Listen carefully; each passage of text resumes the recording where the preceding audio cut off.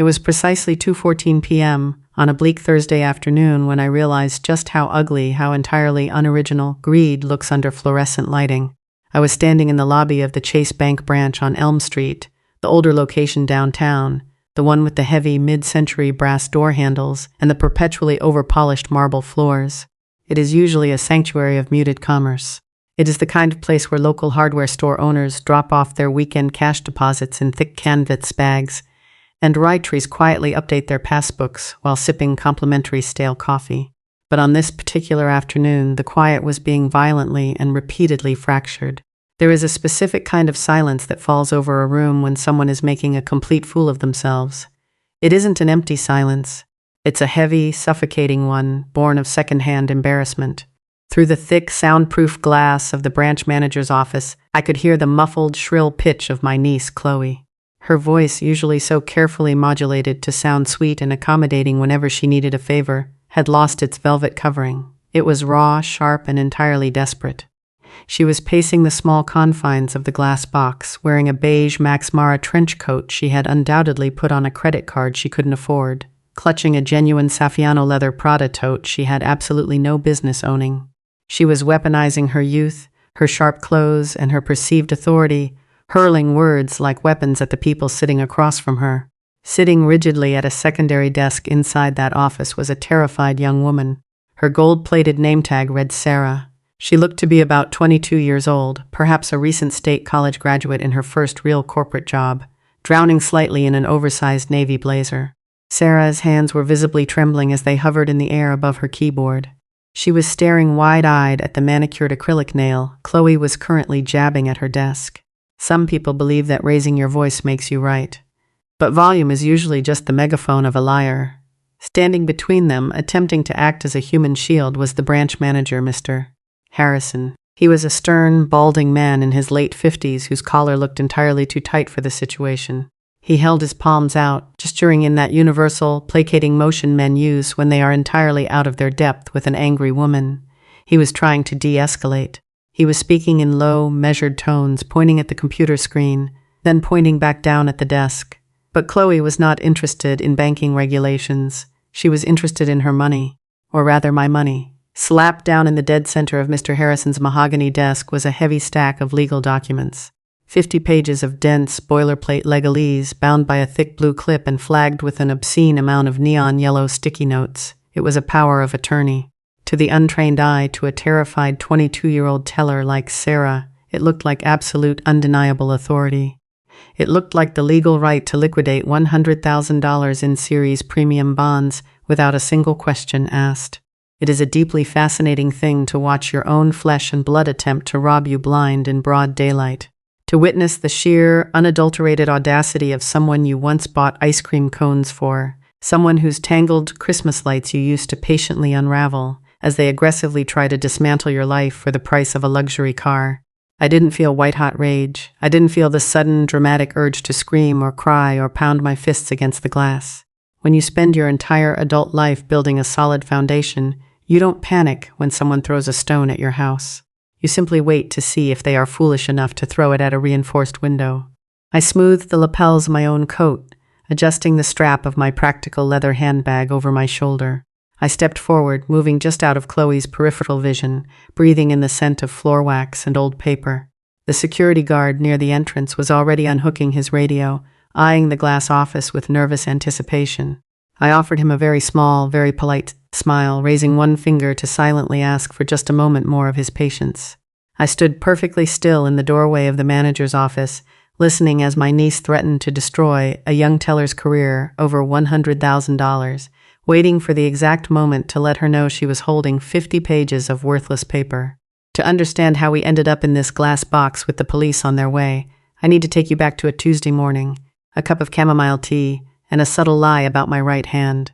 For 35 years, I stood at the front of a classroom at Oak Creek High School, teaching junior and senior English.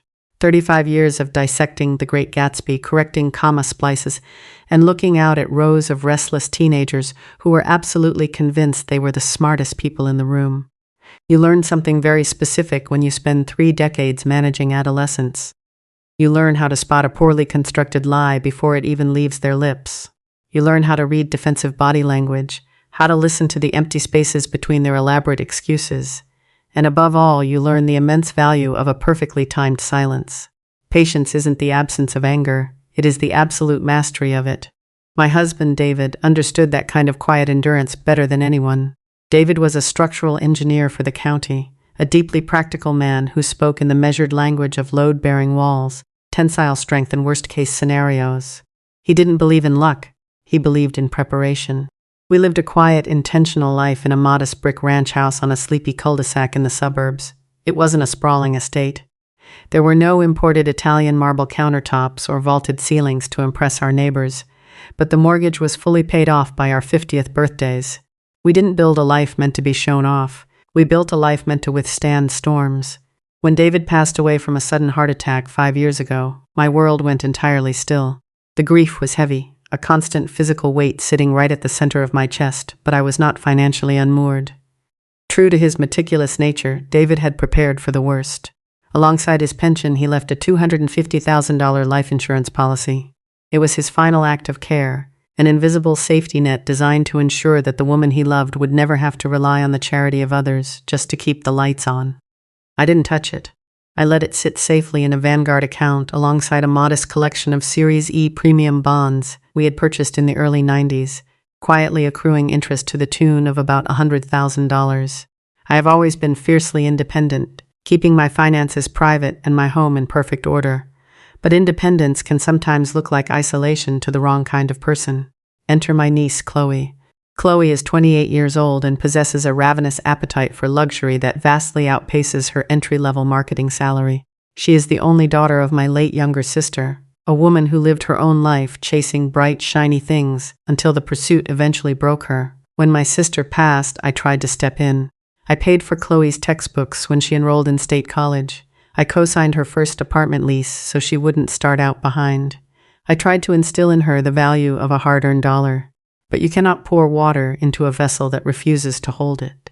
Some people look at a safety net and only see a hammock. Chloe had a smile that was perfectly practiced but never quite reached her eyes. She was the kind of young woman who would show up to Sunday dinner complaining bitterly about her student loans, yet casually drop her brand-new $2,000 Yves Saint Laurent handbag on my kitchen island. For years, I kept a polite distance, offering a listening ear but firmly closing my purse strings when her requests for temporary loans became too frequent. She stopped asking, but I knew she never stopped looking at what I had. The shift in our dynamic began on a crisp Tuesday morning in late October. I had recently visited my general practitioner, Dr. Evans, regarding a persistent dull ache in my right hand. The diagnosis was utterly mundane, mild osteoarthritis. It wasn't crippling. It didn't stop me from tending to my rose bushes or driving my Honda CR-V to the grocery store. It simply meant that occasionally, opening a stubborn jar of cherry preserves or writing a long letter required a bit more effort. It was a normal consequence of 60 years of living. You can live 1,000 quiet days, but it only takes one person to weaponize your vulnerability. I had casually mentioned the diagnosis to Chloe over the phone, a passing comment to fill the silence of a Sunday afternoon call. I didn't expect it to register. But suddenly, the aloof, perpetually busy 28-year-old transformed overnight. She began showing up at my brick ranch house unannounced, usually on a Wednesday morning, carrying 2 overpriced oat milk lattes from a boutique cafe downtown. She would sweep into my kitchen, her designer heels clicking sharply against the linoleum, fussing over my condition with an exaggerated, theatrical worry. She insisted on carrying my laundry basket. She offered to write out my property tax checks so I wouldn't strain my joints. I thought Chloe's sudden weekly visits with brought-in lattes were born of familial duty. I didn't realize she was appraising my life like a yard sale. The first crack in Chloe's carefully constructed facade appeared on a rainy Tuesday morning at precisely 10:15 a.m. She had arrived with her usual overpriced lattes and an eagerness that felt just a fraction too sharp. I was at the stove stirring a pot of oatmeal when I heard the heavy clatter of the mail slot in the front door. Usually I would fetch it myself, but Chloe was already out of her chair, insisting her young legs could easily handle the 10-step journey to the entryway. When she returned, she placed a small, aggressively sorted stack of envelopes on the kitchen island, a supermarket flyer, the municipal water bill, a reminder postcard from my dentist. But I spent 35 years grading essays. My eyes are professionally trained to catch what is missing. I knew with absolute certainty that it was the second Tuesday of the month, the day my quarterly Vanguard financial statement always arrived in its distinct, plain white windowless envelope. A thief rarely steals the whole house on the first try. They just check to see if the windows are locked. I didn't ask her about it. I simply watched as her oversized Prada tote gaped open on the chair next to her, the crisp white edge of a Vanguard envelope visibly poking out from beneath a glossy brochure for a 2024 Mercedes-Benz GL.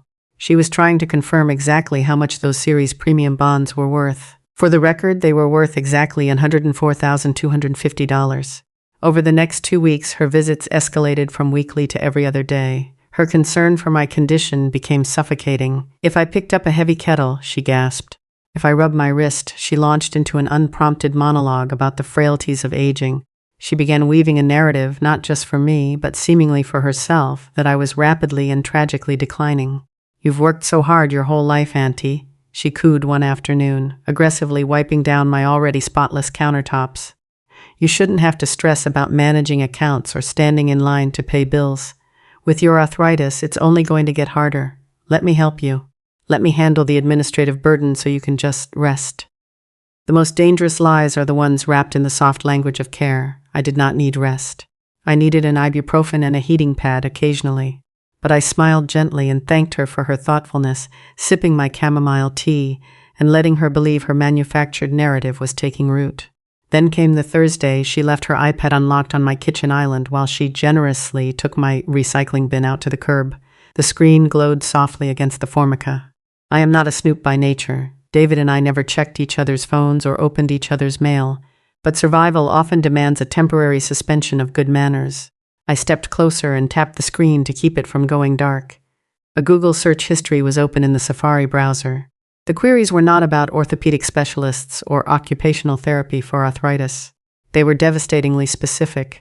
How to liquidate Series E bonds quickly without penalty, average wait time for life insurance payout upon death, and tax implications of gifted inheritance.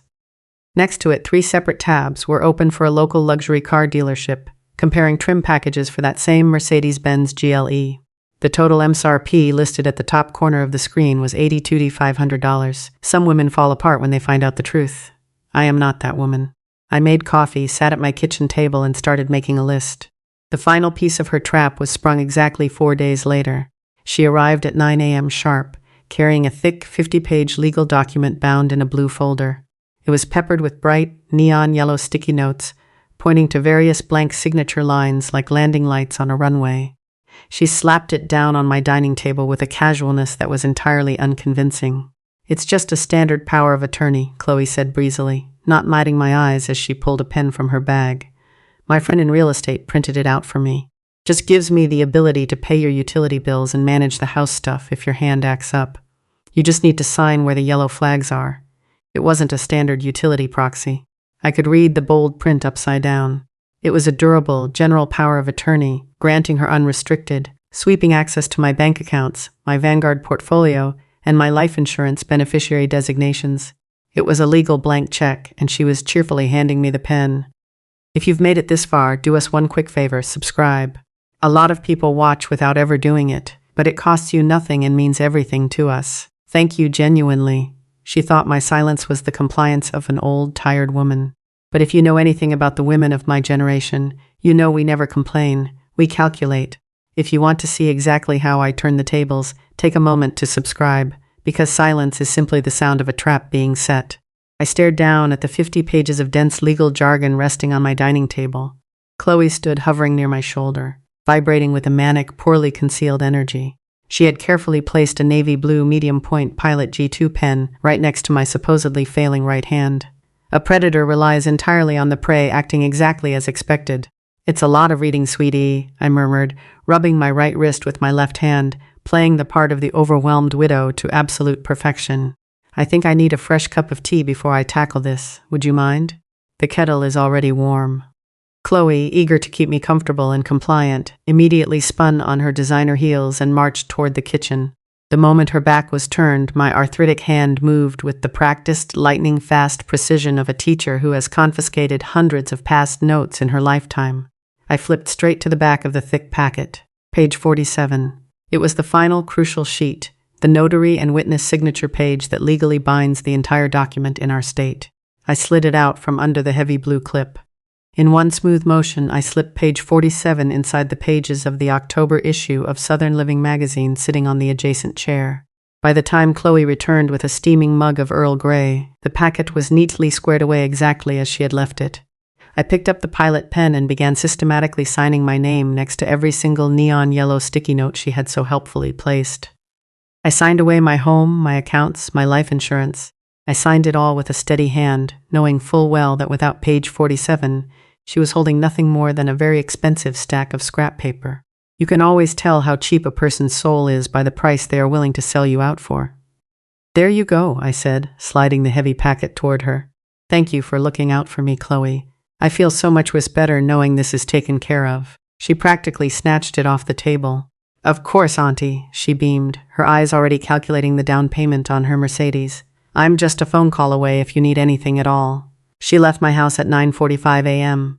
I gave her exactly 15 minutes to clear the neighborhood. Then I picked up my phone and called Arthur Pendleton.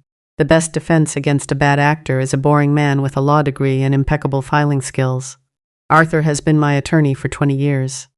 He operates out of a quiet, oak-paneled office on Market Street that smells of old paper and lemon pledge. When I arrived for my 8:30 a.m. appointment the very next morning, I didn't waste his time with tears or outrage. I simply sat in the leather chair opposite his desk, explained exactly what my niece had attempted to do, and told him what I required. Arthur is a man of few words, but the tight, disgusted line of his jaw spoke volumes. Within an hour, we had drafted a new ironclad power of attorney. This one was entirely legally binding, fully notarized, and named Arthur Pendleton as the sole executor of my estate and my medical proxy. We added a specific, indisputable clause explicitly revoking any and all prior POAs, whether implied, drafted, or fraudulently obtained. But I wasn't finished. Leaving Arthur's office, I walked 3 blocks down Market Street, bypassing my usual Chase Bank, and walked straight into the local Wells Fargo branch. If you are going to lay out a trap, you must always remember to leave out a piece of cheese. I opened a new secure safety deposit box, box number 412. I meticulously transferred the physical paper certificates for all $100,000 of my Series E premium bonds into the dark metal drawer, locking it away with a satisfying click. When I returned to my brick ranch house that afternoon, I did one final piece of housekeeping. I opened the bottom drawer of my mahogany writing desk in the living room. The drawer I purposely left unlocked. I took an outdated 6-month-old Vanguard paper statement that clearly listed the $100,000 bond balance and placed it right on top of a stack of old tax returns. It was exactly where Chloe would look to confirm her prize was still waiting. All the pieces were in place for Chloe's grand heist. If you're enjoying this story of quiet justice, hit the subscribe button, because you won't want to miss what happened when Chloe proudly marched into Chase Bank holding a loaded gun of her own making. It was exactly 1:42 p.m. on Thursday when my iPhone screen lit up on the kitchen counter. It wasn't a text message or an email. It was an automated push notification from my Chase Bank mobile app, in-person inquiry on flagged assets, Elm Street branch. The system worked exactly as David and I had set it up decades ago, requiring dual verification for large, unusual withdrawals or inquiries. I did not panic. I did not rush. I took my time finishing the dishes, drying my favorite floral teacup with a clean linen towel. I slipped on my beige trench coat, locked the deadbolt of my brick ranch house, and walked the 3 short blocks down Elm Street. The autumn air was crisp, and the leaves were just beginning to turn a brittle, burnt orange against the concrete. You never truly know a person until you stand between them and something they believe they are entitled to. This brings us back to 2:14 p.m., standing just outside the glass walls of Mr. Harrison's office, watching my niece attempt to bulldoze a terrified 22-year-old teller named Sarah. Chloe had slammed the heavy blue folder down onto the mahogany desk with a dull, authoritative thud. She was demanding that the $100,000 in premium bonds be liquidated immediately and wired directly into her personal checking account. She cited her dying aunt's urgent medical needs. I had a mild ache in my thumb, but to hear Chloe tell it, I was on my deathbed requiring experimental treatments that only a Mercedes-Benz dealership could provide. Arrogance is a loud, messy thing, but true authority doesn't need to shout. It just needs to be present. I opened the heavy glass door. The hinges were well oiled and entirely silent. "Excuse me, Mr. Harrison," I said evenly. My voice wasn't raised. It didn't need to be. The simple, calm cadence of it sliced through Chloe's shrill hysterics like a surgical blade. Chloe whipped around so fast her Prada bag slipped from her shoulder, hitting the carpeted floor. All the color instantly drained from her perfectly bronzed face, leaving her looking a sickly, chalky white under the harsh fluorescent lights. "Auntie," she stammered, her voice suddenly an octave higher, desperately scrambling to recover her manufactured sweetness. "What are you doing here? Your hand? You should be resting at home." I was just handling the utility bills like we discussed. I did not look at her. I did not acknowledge her entirely unoriginal lie. I kept my eyes fixed squarely on the balding branch manager. "Mr. Harrison," I said, stepping fully into the office and closing the door behind me. "I apologize for the disruption. The young woman screaming at your staff is my niece. The document she just threw on your desk is a heavily altered, entirely fraudulent draft." "Auntie, you're confused." Chloe lunged toward the desk, her manicured hand reaching for the blue folder. "Don't touch it," I commanded. It was the exact tone I used to stop a fistfight in the high school cafeteria in 1998. Chloe's hand froze midair. I turned back to the manager. "If you turn to the back of that packet, Mr. Harrison, you will find that page 47 is missing. There is no notary stamp. There are no witness signatures. It is not a legally binding power of attorney. It is a prop. The sound of a collapsing ego is entirely silent, but the physical reaction is spectacular to witness." Mr. Harrison flipped to the back of the document, his brow furrowed deeply. He looked at the missing page, then at Chloe, and finally back at me. His professional, placating demeanor hardened instantly into cold institutional authority. "Furthermore," I continued, reaching into my practical leather handbag and pulling out my cell phone. I tapped the screen, dialed Arthur Pendleton's direct line, and placed the phone face up on the desk on speakerphone. Arthur answered on the second ring. "Arthur," I said clearly into the quiet room, keeping my eyes locked on Chloe's horrified face. "I am currently sitting in the Elm Street Chase branch. Please execute the addendum we discussed yesterday. Officially revoke my niece Chloe as the beneficiary of my $250,000 life insurance policy, effective immediately. She is to receive absolutely nothing from my estate." "Consider it done," Arthur's deep, gravelly voice echoed out of the small speaker. Chloe's knees physically buckled. She sank heavily into the leather guest chair, her mouth opening and closing like a fish out of water, desperately trying to find the words to undo the catastrophic damage she had just inflicted upon her own life. Out of the corner of my eye, through the glass wall, I saw Sarah. The young teller was standing safely by her station, holding a stack of withdrawal slips, visibly biting the inside of her cheek and attempting to hide a massive, wildly satisfied smile behind her hand. Mr. Harrison politely asked Chloe to stay seated while he dialed security. The police escorted her out, but what happened next is a lesson I hope she never forgets. The police did not arrive with sirens blaring. There was no dramatic spectacle, no flashing lights reflecting off the heavy brass door handles of the Chase Bank on Elm Street. They arrived quietly, two uniformed officers who listened to Mr. Harrison, reviewed the 50-page blue folder, and politely asked my niece to place her hands behind her back. As they escorted her out through the lobby, Chloe did not look at me. The manicured aggression had entirely evaporated, replaced by the hollow, trembling reality of a young woman who finally understood the difference between a minor miscalculation and a catastrophic life event. Her genuine Saffiano leather Prada tote was left sitting entirely abandoned on the carpet of the manager's office. Some people spend their entire lives building a sturdy house, while others just exhaust themselves looking for an unlocked door. Before I left the bank that afternoon, I stopped by the teller station. Sarah, the 22-year-old who had been trembling just 20 minutes prior, was organizing a stack of deposit slips. She looked up at me, her shoulders finally relaxed inside her oversized navy blazer. She didn't say anything. She was a professional after all. But she caught my eye, gave a single, firm nod, and offered a smile that was worth far more than the $100,000 Chloe had tried to steal.